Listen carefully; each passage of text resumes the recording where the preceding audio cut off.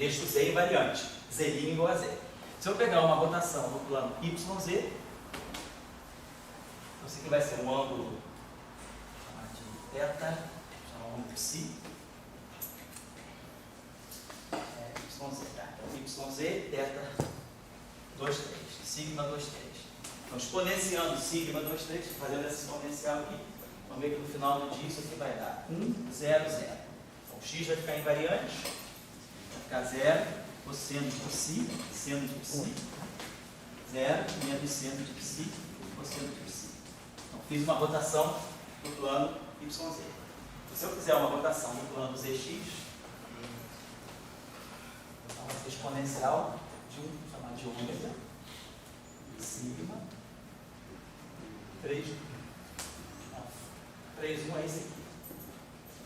Rotação em torno do eixo dos y. Então, fazendo o cálculo, se você quiser levar essa matriz, exponenciar essa matriz, é muito simples. Isso aqui é tudo zero, então a identidade vai aparecer aqui. Vai ficar 0, cosseno de ômega, menos seno de ômega, seno de ômega, cosseno de ômega.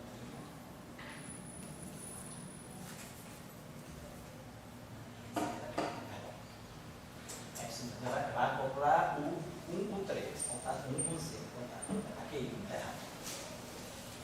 Aqui é para calcular, essa aqui acopla Z do x.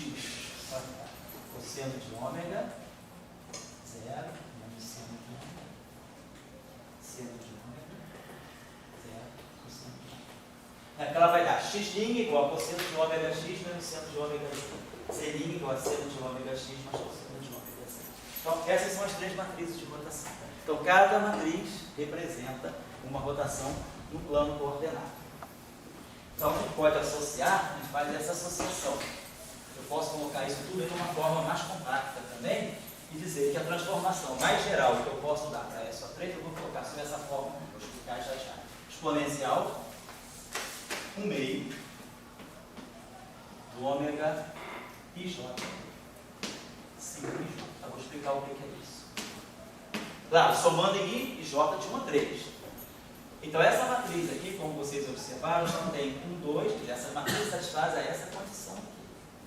Se rotação no plano XY é menos a rotação no plano YX, por causa do sentido trigonométrico e do sentido horário. Então, eu tenho uma antissimetria aqui.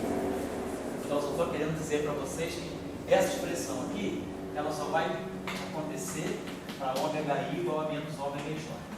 Então, nós vamos interpretar o ômega 1, 2, que é o que vai sair com o θ, é isso aqui. O ômega 1, 2, ele vai ser justamente o ângulo θ, de rotação em torno do eixo do Z. O ômega 2, 3 vai ser o ângulo psi, de rotação em torno do eixo dos Y.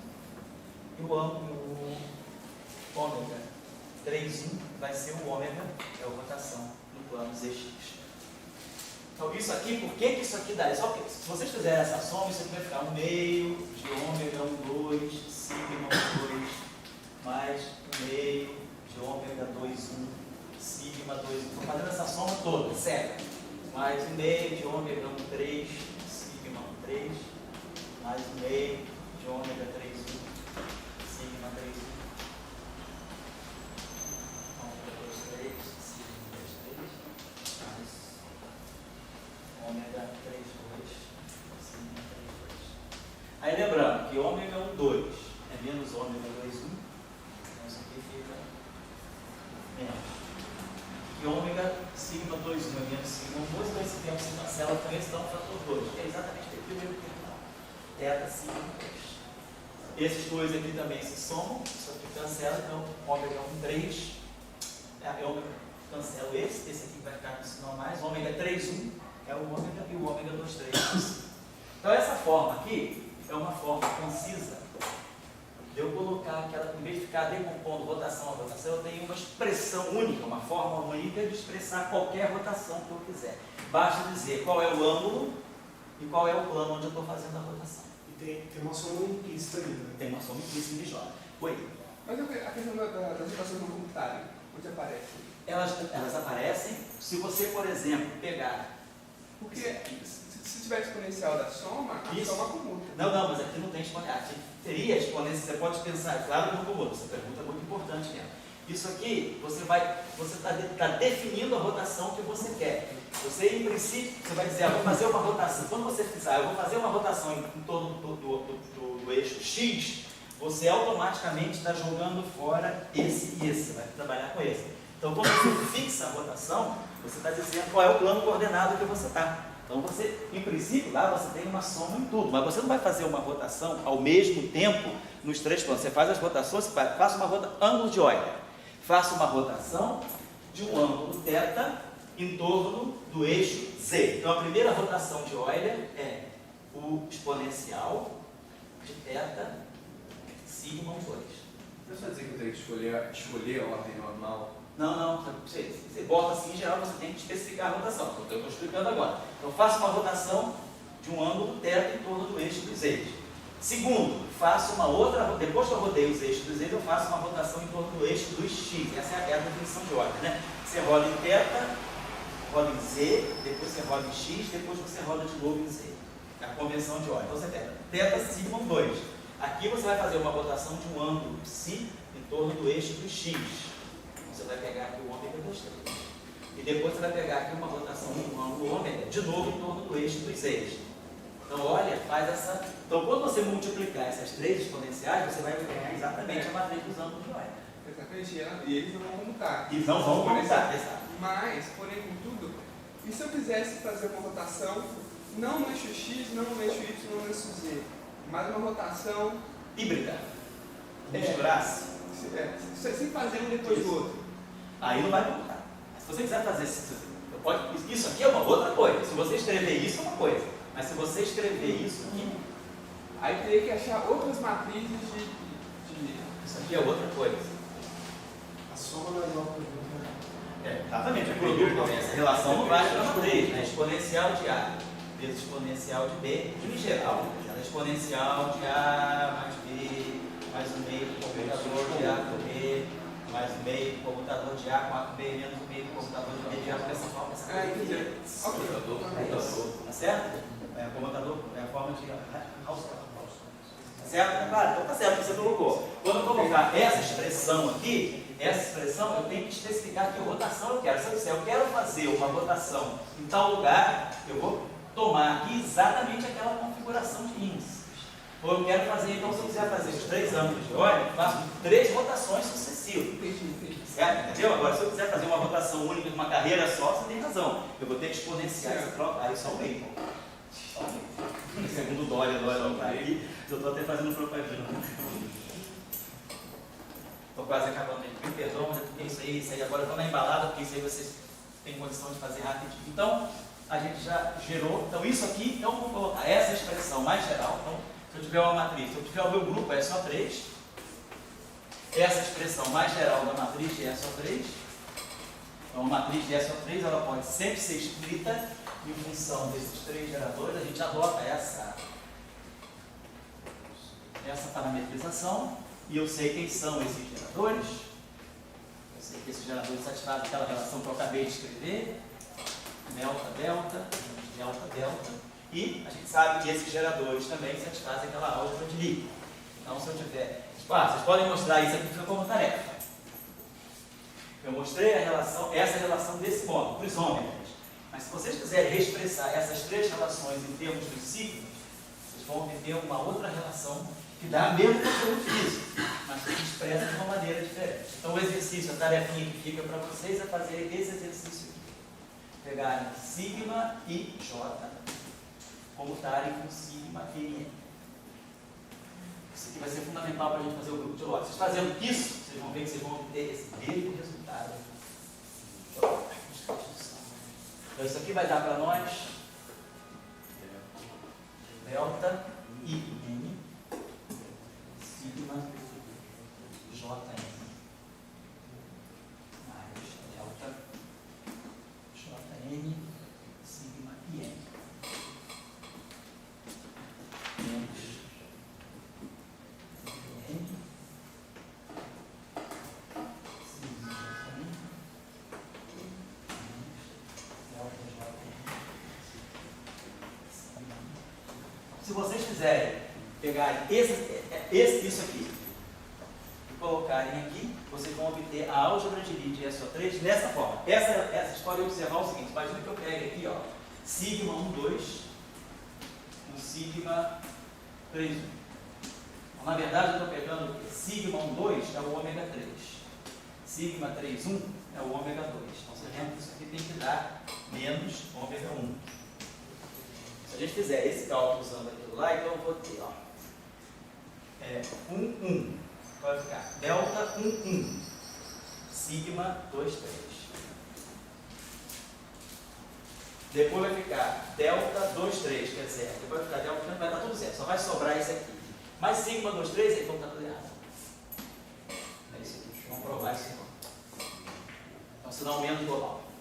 Então, essa relação aqui, ela está me dando exatamente menos sigma 2, 3, que é o outro. Então, vocês vão mostrar nesse exercício que, nessa forma de colocar os geradores, a álgebra de Lie deixa de ser aquela uns épsilons e passa a ser essa aqui é isso. Estou colocando essa porque é isso aqui que a gente vai generalizar para o espaço do Minkowski. Lá no espaço do Minkowski a gente vai ter exatamente isso, só que em vez de ser com J e N, vai ser com mu pois sim. Então tá legal, deixa isso aí fica.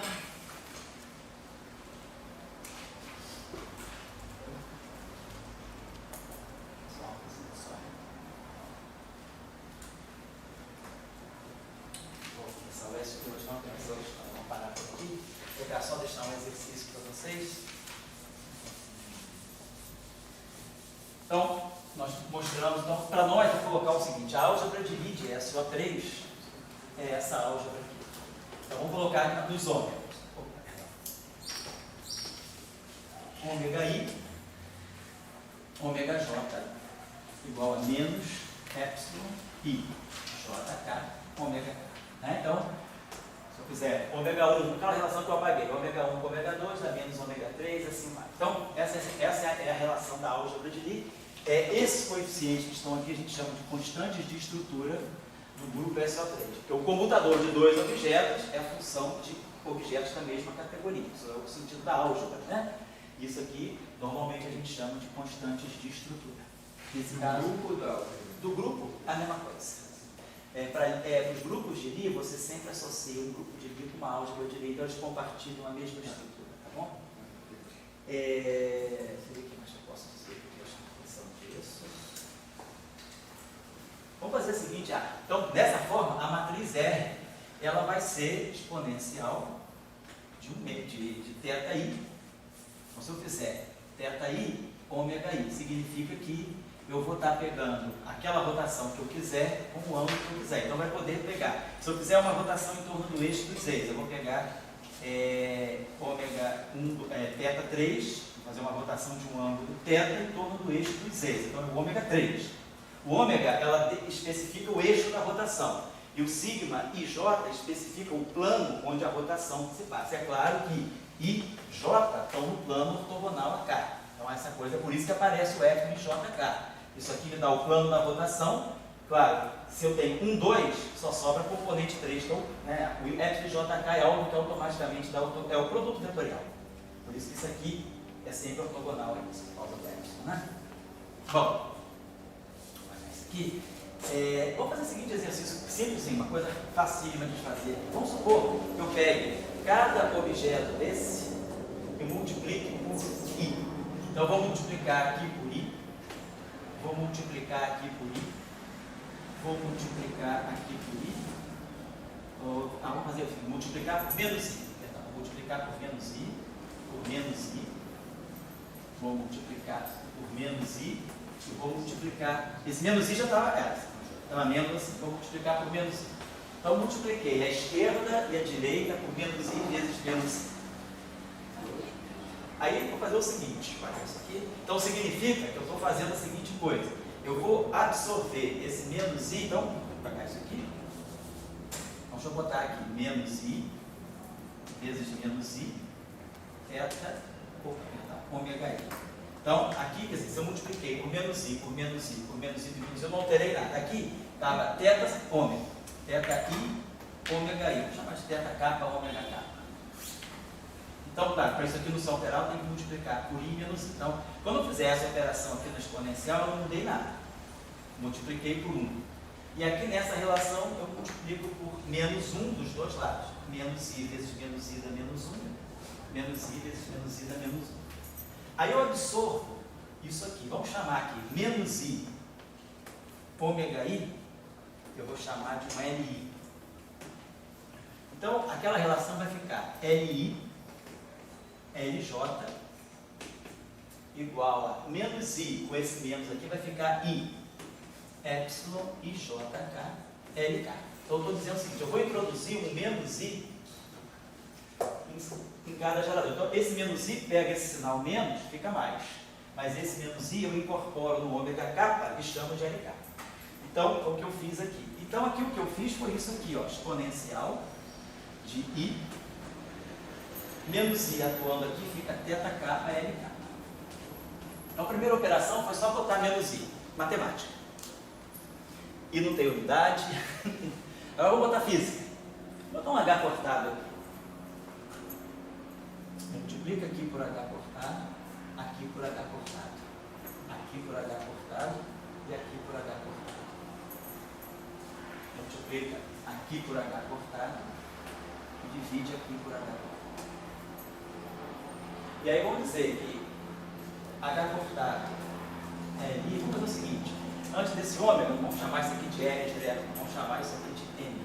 Perdão, só botar a anotação. Chamo isso aqui de MI,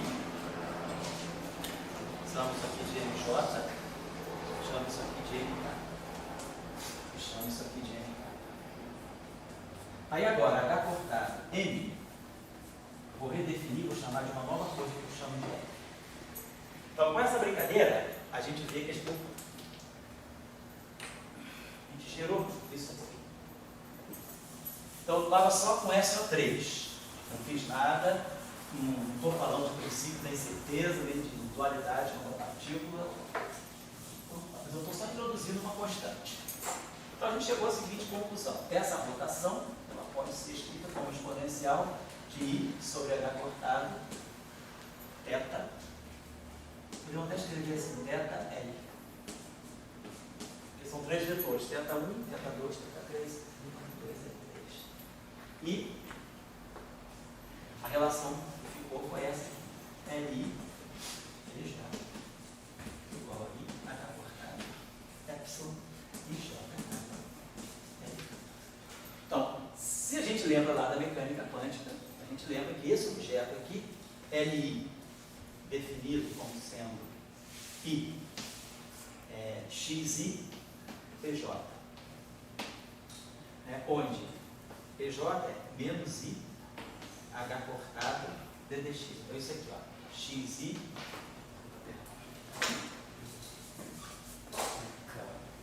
FI, J, K, XJ. Essa aqui é a definição do momento angular na mecânica clássica, R vetor P. Então agora, pelo princípio da complementaridade, pelo princípio da equivalência, a gente vai P é menos I H cortado derivado. Menos I H cortado epsilon, então epsilon I JK XJ dk. Então isso aqui vai dar L1, vai ficar menos I H cortado, epsilon X2 Y dz menos Z dx, assim vai. Então a gente viu que, na verdade, a álgebra do momento angular orbital na mecânica quântica é justamente o grupo SO3. Os geradores são os momentos angulares, vocês fazem exatamente a mesma álgebra, e uma rotação de SO3, se eu introduzir o H cortado, eu estou colocando isso aqui, dando ao momento angular orbital o status de gerador das rotações. Então a gente mostra que, na verdade, se eu multiplicar SO3 por menos I H cortado, eu estou ganhando o momento angular na mecânica quântica. Então a gente começa a perceber uma relação interessante que a mecânica quântica embute uma teoria de grupos muito forte. Foi isso que Hermann Weyl percebeu logo em 1928, quando ele escreveu o livro dele lá, a teoria de grupo da mecânica quântica. quando foi escrita por Dirac em 26, né, já percebeu que tinha uma estrutura de simetria de grupo por trás da mecânica quântica. Então, eu posso brincar com os estudantes aí, dizer que mecânica quântica nada mais é, né, mecânica quântica, no fundo, é a teoria de grupo multiplicada por H cortada. Tudo que você fizer da teoria de grupo, no final, bota H cortada no lugar certo e você acha alguma coisa que é da mecânica quântica. É um exagerinho, né? Mas assim, dá um pouco essa ideia. A gente observa claramente daí que eu fiz um trabalho completamente geométrico. Todo o tempo, rotação, rotação, álgebra de Lie, bota gerador, tá? No final, ganho uma estrutura de álgebra de Lie sobre ele. Aí tem toda a liberdade de colocar, não alterar as relações, colocando os menos is nos lugares certos. E depois, trago uma constante dimensional. Até aqui foi pura matemática. A física só entrou quando eu botei alguma coisa aqui que é MeV, que é Joule vezes segundo. Então, agora aqui eu trouxe uma escala de tempo e energia. Então, o meu problema agora começa a respirar um pouco de física. Aqui tem uma constante de dimensão de energia vezes tempo. E aqui tem uma grandeza física que também carrega uma dimensão de energia vezes tempo. Então, a gente vê que a gente obtém exatamente a representação de rotações na mecânica quântica descritas por geradores que são os operadores de momento angular, e eles mostram claramente que os operadores de momento angular fazem o papel dos geradores do problema de mecânica quântica. Então, se eu fizer uma rotação de uma função de onda lá, eu vou ter que pegar esse R aqui, atuar em cima de psi de dx. É como eu vou rodar uma função de onda lá, eu vou rodar um operador momento, eu vou rodar, se eu pegar um operador qualquer, eu vou fazer uma rotação, o operador e a rotação. Essa rotação, o fato dessas transformações. Agora, o importante é o seguinte: os ômegas são antissimétricos. Então, na teoria de grupo, o grupo SO3 me dá os geradores como sendo antissimétricos, mas agora eu multipliquei por menos I. Então, quando a gente multiplica por menos I, eu fiquei com isso, menos I ômega Dagger. Se eu tirar o conjugado hermitiano do menos I, fica I.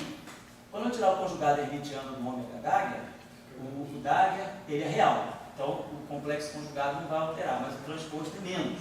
Então, vai ficar, isso aqui vai ficar igual a menos, né? Então, menos no final do dia. Vai ficar o menos. Então, esse objeto aqui, esses objetos aqui são anti-hermitianos. Então, mas eu tenho esse I aqui. Então, essa transformação aqui, essas transformações aqui seriam unitárias. Né? Eu tenho menos I, e eles botam menos I e faço as transformações unitárias. Então, aqui R é menos 1, na verdade, vai dar. Então, na verdade, o que a gente está tentando mostrar, motivar vocês aí, é que a teoria de grupo, ela faz muita coisa. Então, nesse caso, a gente viu que a teoria de grupo, ela consegue discutir e já antecipar a noção de um momento angular na mecânica quântica como sendo gerador das rotações, o momento angular orbital. Justamente, quando nós introduzimos o S2, aí nós vamos estar na próxima aula introduzindo o spin da mecânica quântica. Então, na próxima aula, nós vamos mostrar que eu tenho uma correspondência entre SO3 e SO2. E esses dois grupos vão ser distintos, os grupos são distintos, mas as álgebras deles são equivalentes, eles têm a mesma álgebra. Então, são dois grupos distintos compartilhando a mesma álgebra de grupo. Então, aqui na mecânica quântica, nós colocamos o momento angular orbital. E aqui, nós vamos colocar o spin. Então, a gente já consegue, pela teoria de grupo, entender por que o spin é um tipo de momento angular. Porque, na verdade, o grupo que coordena o spin na mecânica quântica é exatamente equivalente, ele é isomórfico. A gente chama de isomórfica, essa álgebra é isomórfica, essa álgebra. Tem as mesmas relações, os H's nos mesmos lugares e os I's nos mesmos lugares. Então, isso mostra, quer dizer, a teoria de grupo já consegue antecipar para nós também que o spin é uma nova forma de momento angular. Vamos fazer isso. E depois, para o grupo de Lorentz, nós vamos mostrar que o grupo de Lorentz ele tem dois spins. Ele é a composição de dois SO3. Esse vai ser o trabalho. Então, vamos representar as transformações de Lorentz. Vamos ver qual é a relação entre transformações de Lorentz e spin. Por isso que, quando a gente fala do grupo de Lorentz, a relatividade, a gente está falando, na verdade, de uma física para spins. O que a gente está mexendo são as orientações das partículas. Quando a gente associa a partícula com um certo spin, eu estou associando essa partícula a uma representação do grupo de Lorentz. Então, o grupo de Lorentz, ele é que é a física do spin na relatividade. Então, vamos discutir esse ponto. Então, no próximo encontro nosso. Próximo encontro, quarta-feira. Então, como quarta-feira, quem não veio hoje, eu pressuponho que não precise disso aqui, na aula de quarta-feira eu vou fazer a continuação disso aqui, e aí eu entro direto no espaço de Minkowski para fazer a distribuição covariante contra variante e já posso entrar no grupo de Lorentz, tá bom? Essa aula aqui é a aula apêndice. Essa aula foi mais uma aula de princípios fundamentais de teoria de grupo para entender os grupos de rotação. Vou deixar só um exercício para vocês. Vou pedir a vocês para fazer esse exercício aqui. Dado o grupo SO5, a tarefa de hoje é construir os geradores. Vai ter 10 geradores, construir os 10 geradores de SO5 e explicitar a sua álgebra de SO5.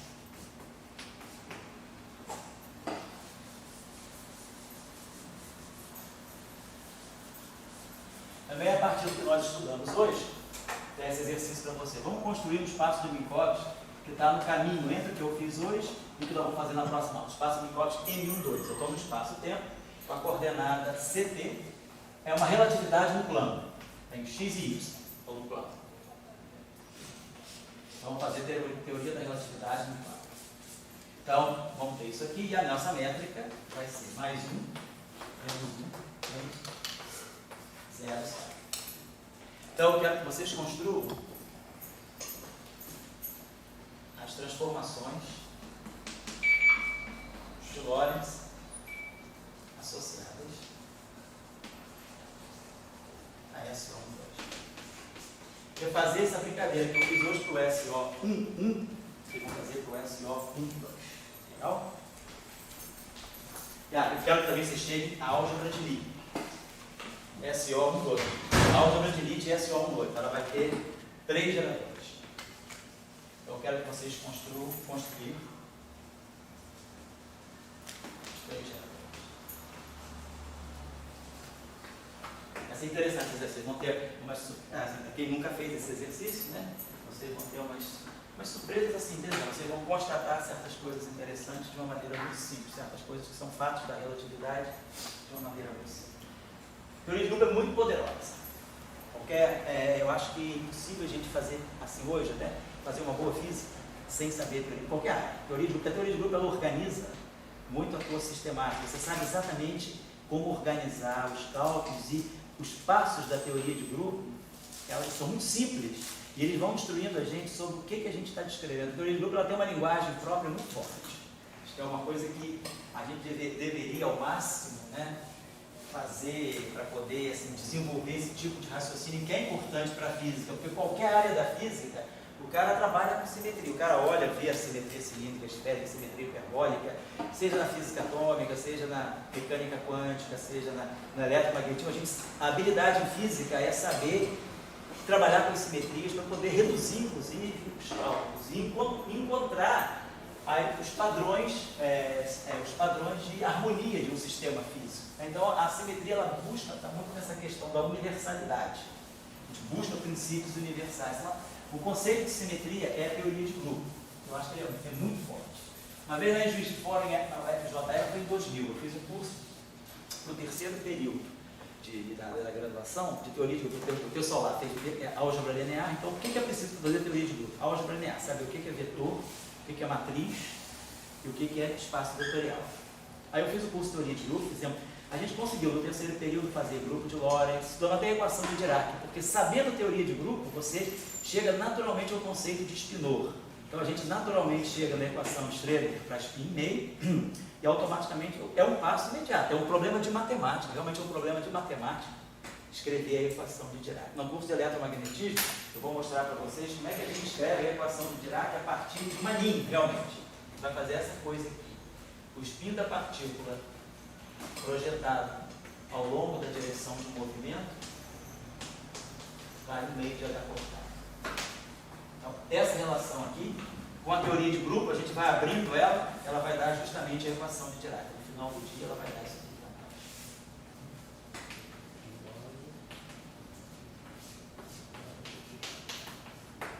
Então, é um exercício de teoria de grupo. Então, a construção da equação de Dirac, da mecânica quântica relativística, ela nada mais é do que um exercício de representação do grupo de lógica. O que a gente precisa saber é esse grupo.